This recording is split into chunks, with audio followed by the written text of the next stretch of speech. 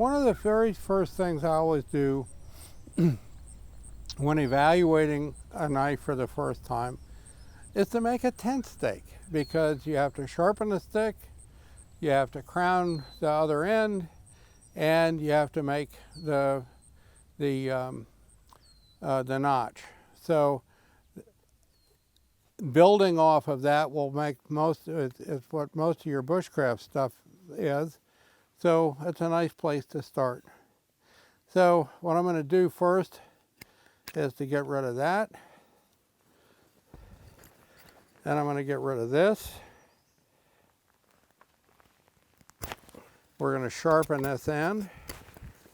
When you're making a tent stake, one of the things you want to make sure you do, or don't do, is to make the end that goes in the ground too sharp. Because if it's too sharp, then it will end up bending over and making it harder to get into the ground.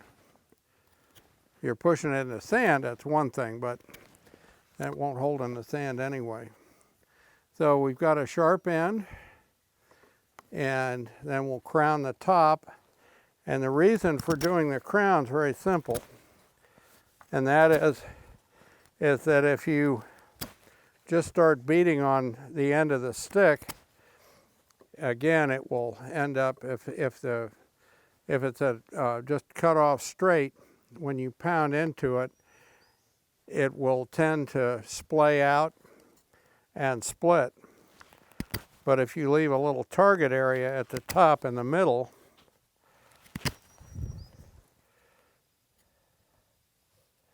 now you'll note that my thumb is way down here. There's a reason for that.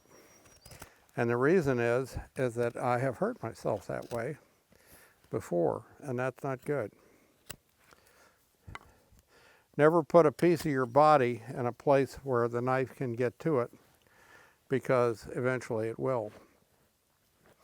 So one of the best ways to start this is to baton in just a little bit, but we're not going to do that because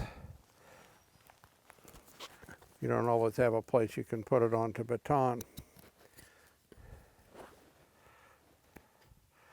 But you can tell pretty quickly several things. One is whether or not the knife handle will cause you to have a start building hot spots.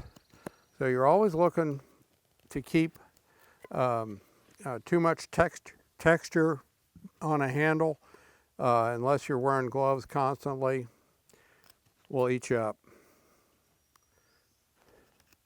Usually don't have to do too much of this either.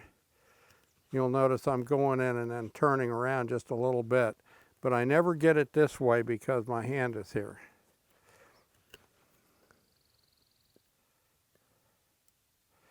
All you need is something to keep the rope from coming up over it, and you'll note that I went in at this point because the knot will actually reinforce this. And if you're being really OCD, you can go in a little bit at the edges here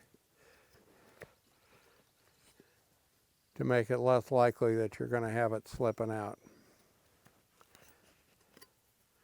And bingo, you have a tent stake. One of the things is to never have to spend way too much time building a tent stake, because chances are you're going to leave it there the next morning. So you're not building a sculpture, you're building a stake.